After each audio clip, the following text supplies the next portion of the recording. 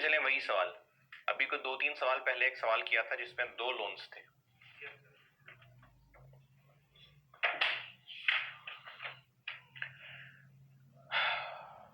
वही सवाल दोबारा करते हैं, लेकिन अब की बार मैं अदर इनकम भी ले आता हूं।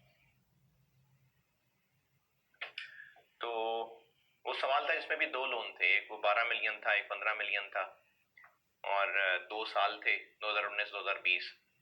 और रिक्वायरमेंट थी, एक तो पूछा हुआ था कि बिल्डिंग की टोटल कॉस्ट बता दें, और ये पूछा हुआ था कि जो कैपिटलाइज करेंगे बोरिंग कॉस्ट वो बता दें। तो सेम सवाल है।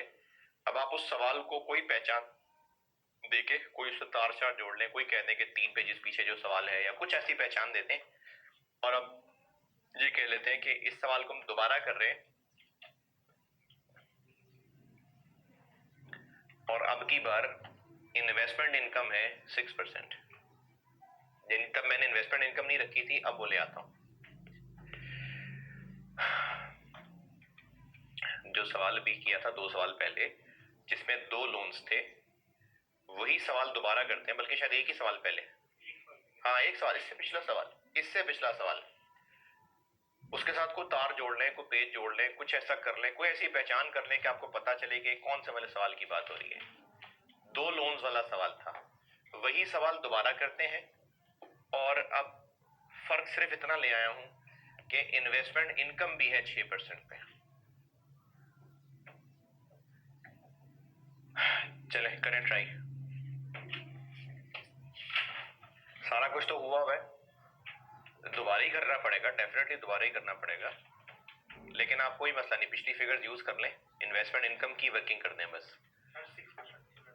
इन्वेस्टमेंट इनकम 6% है, आप चाहे पिछली वर्किंग्स ही इस्तेमाल कर लें, ना सवाल दोबारा सॉल्व करें, बोरिंग कॉस्ट वगैरह सब तो निकाली हुई है, बस अब इन्वेस्टमेंट इनकम की वर्किंग कर दें। 2019 की अलहदा, 2020 की अलहदा। इसमें अब ये ध्यान आपने रखना है कि इन्वेस्टमेंट इनकम की जो वर्किंग करनी है वो 2 साल में कैसे तोड़नी है, ये आप पे मैं छोड़ रहा हूं, अभी आप ट्राई करें, मैं तो कर ही दूंगा। रिक्वायरमेंट सब वही है, बिल्कुल वही सवाल है, सेम रिक्वायरमेंट्स हैं, सिर्फ फर्क ये है कि अब जो सरप्लस बचा हुआ पैसा होगा उस पे हम 6% इनकम कमा रहे होंगे। तो अब इस तरह की 19 की एक वर्किंग आ जाएगी और 20 की भी एक वर्किंग आ जाएगी। आप लोग करें ट्राई, मैं तो कर ही दूंगा बोर्ड पे।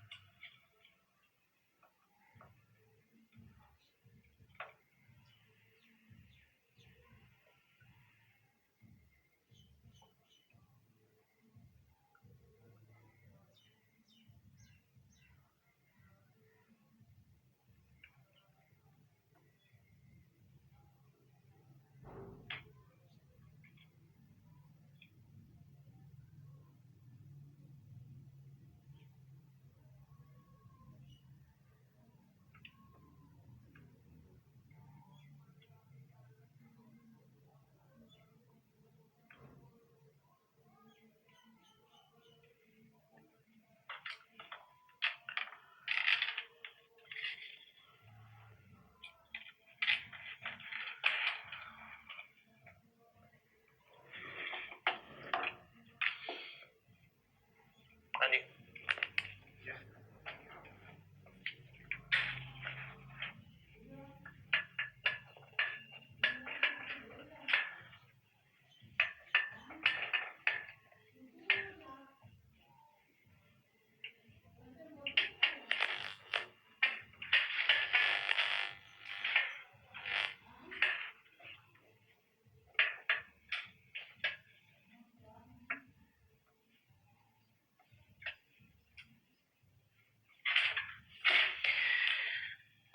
जी, लोन कब लिया?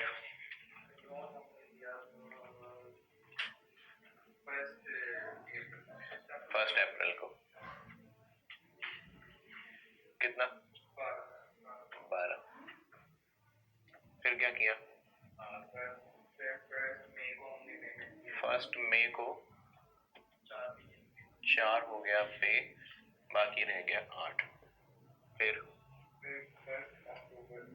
1 अक्टूबर को 6 पे किया, बाकी रह गया 2।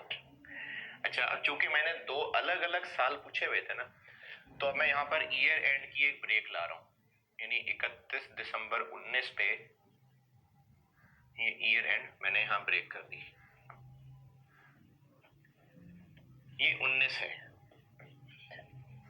1 महीना, लेकिन वो सारा सस्पेंशन कैपिटलाइजेशन से पहले है, तो कुछ भी नहीं। लेकिन मैंने अभी पूछा ही सिर्फ ये है ना कि कॉस्ट पूछी है ना, तो जो अप्रैल का महीना है तब तक तो वो कंडीशंस पूरी नहीं थी, कंडीशन तो 1 मई को पूरी होनी है, तो इसलिए उस महीने का इंटरेस्ट एसेट की कॉस्ट में से लेस नहीं होगा। ये 8 मिलियन, कब तक 8 मिलियन रहा? 5 महीने, 5 महीने। फिर ये 2 हो गया, ये 2 कब तक 2 रहा? 3 महीने रहा, लेकिन उसमें से दिसंबर सस्पेंशन थी, तो 2 महीने। ये वर्किंग हम इसलिए कर रहे हैं ताकि यहां से जो अमाउंट निकले वो एसेट की कॉस्ट में से लेस हो, तो इसलिए यहां पर कैपिटलाइजेशन वाले महीनों का ख्याल रख रहा हूं। अप्रैल के महीने में कैपिटलाइजेशन पीरियड शुरू नहीं हुआ था, तो इसलिए अप्रैल के महीने को इग्नोर कर दिया, मई से जाके शुरू हुआ है। 12 मिलियन पे कोई इंटरेस्ट नहीं है, 8 मिलियन पे 6%, 5/12,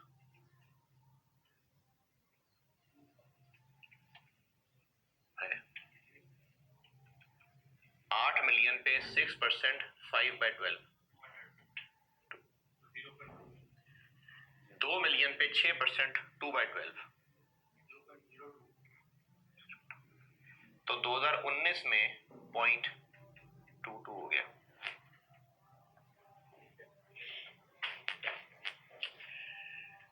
तो 2019 क्लोज कर दिया, 2020 शुरू करते हैं। 1 जनवरी 20, ये मैंने ईयर स्टार्ट शुरू कर लिया और स्टार्टिंग पॉइंट ये था कि 2 पड़ा हुआ है, 2 से स्टार्ट कर लिया, 19 क्लोज करके 20 शुरू कर लिया। अब अगला कैश फ्लो कब हुआ? 1 फेब को, जब नया लोन मिला, कितना, और ये बन गया 17।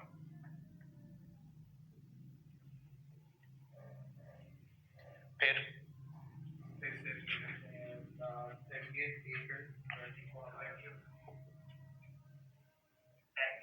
10 खर्च कर दिया, बाकी रह गया 7। फिर 30 सितंबर को 5 खर्च कर दिया, बाकी रह गया 2। अब ये 2 तो रहता है, लेकिन हमें अपनी इस कैलकुलेशन को फुल स्टॉप लगाना पड़ेगा। बेशक बैलेंस रहता है, लेकिन इसको सारी जिंदगी तो नहीं करते जाएंगे, तो हमारा चूंकि एंड आ गया है 31 अक्टूबर, तो ये हमारी वर्किंग को फुल स्टॉप लग गया। 2 मिलियन, कब तक 2 मिलियन रहा? 1 महीना रहा, लेकिन वो महीना ही सस्पेंशन थी। 1 ही महीना रहा है, लेकिन वो सारा महीना ही सस्पेंशन है, तो वो हो गया ना, अक्टूबर नवंबर ये हो गया, ये वही तो 2 महीने। अक्टूबर नवंबर दिसंबर, दिसंबर सस्पेंशन था, तो अक्टूबर और नवंबर 2 महीने। फिर ये 17 कब तक 17 रहा? 3 महीने तक। फिर ये 7 बन गया, तो ये 7 कब तक 7 रहा? 5 महीने तक। तो वो 7 से कम होके 2 रह गया, और 2 कब तक रहा? 1 महीना।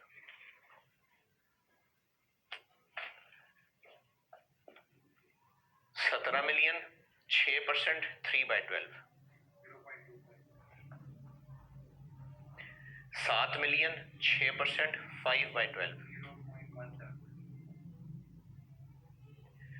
2 मिलियन, 6%, 1/12 है। क्यों नहीं चाहिए? कब हुई थी? 31 अक्टूबर नहीं थी? 30 सितंबर है। ओहो, मुझे ध्यान में था कि 30। बस ठीक है, ये नहीं चाहिए, यही एंड हो गया। मैंने 31 अक्टूबर, मुझे ध्यान में था कि 31 अक्टूबर है शायद, यही एंड हो गया बस।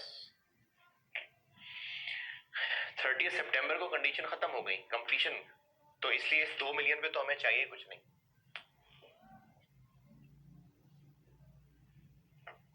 पड़ा हुआ है, ठीक है, पड़ा हुआ है, जब तक पड़ा रहे, जब तक कमाते रहे, अगर कमाते रहे तो अदर इनकम में जाता जाएगा। एसेट की जो कैलकुलेशन थी वो फुल स्टॉप लग गया।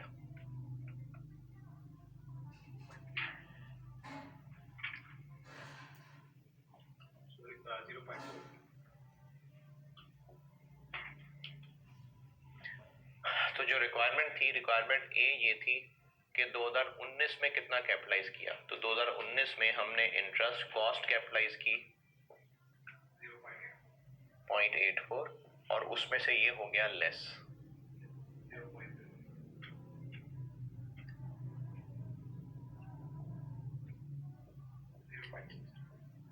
और 2020 में इंटरेस्ट कॉस्ट कैलकुलेट की थी दोनों मिला के। अच्छा, ए था 2 पॉइंट, नहीं दोनों लोन मिला के थी। हाँ 2.76 और इन्वेस्टमेंट इनकम हो गई लेस 0.43 2.33।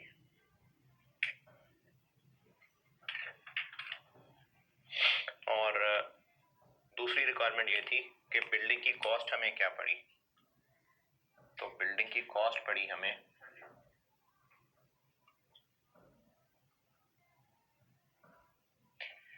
कंस्ट्रक्शन पे खर्चा आया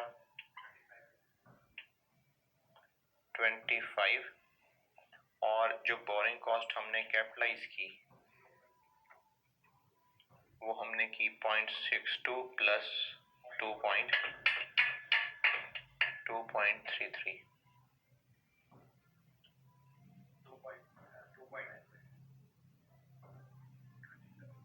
27 पॉइंट।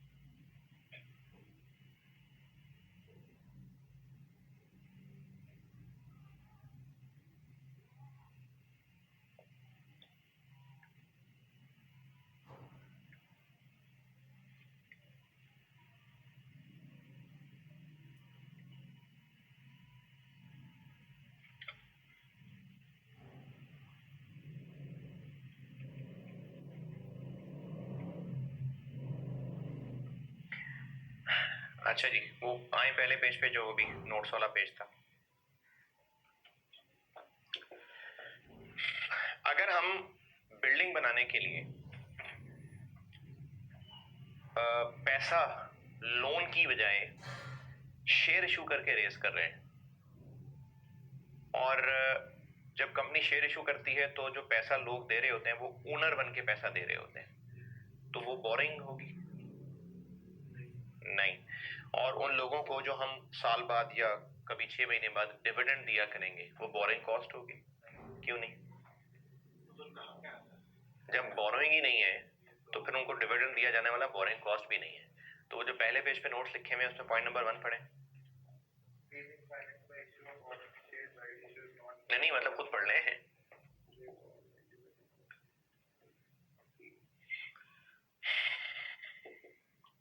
ठीक है। अच्छा 1.5 सवाल होमवर्क दे रहा हूँ, 2 है बल्कि, एक तो है ज़बानी ज़बानी है। क्वेश्चन नंबर 1 करिएगा। है क्या हुआ?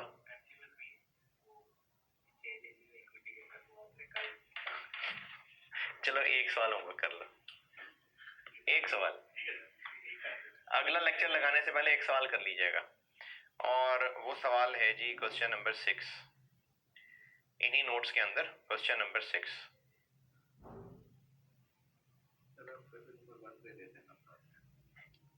चलो क्वेश्चन 1 भी कर लेना। मैं 6 और 1 कहने लगा था कि 1, ये तो 1 तो ऐसे ही बस पलक झपकते में हो जाना है। क्वेश्चन नंबर 1 और क्वेश्चन नंबर 6। क्वेश्चन नंबर 6 है मेन करने वाला, बाकी 1 तो ऐसी जुबानी जुबानी सही है।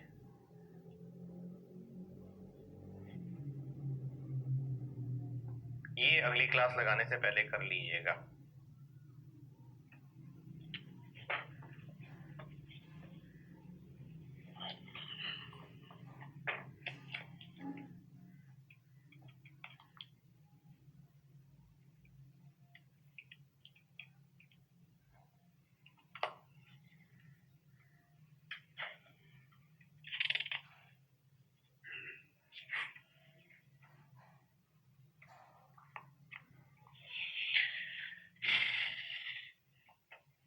जब अगली बात करते हैं शुक्र के एतबार से।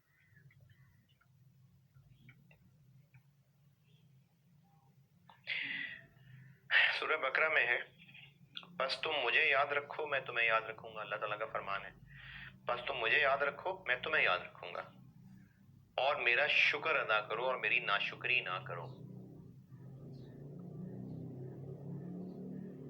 यानी एक तो देखे ना, एक अदला बदला आ गया ना, तुम मुझे याद रखो मैं तुम्हें याद रखूंगा, नहीं है तुम मेरा काम कर दो मैं तुम्हारा काम कर दूंगा। और उसके बाद हुक्म आ गया, और मेरा शुक्र अदा करो और मेरी नाशुक्री ना करो। अगली क्लास में मुलाकात होगी।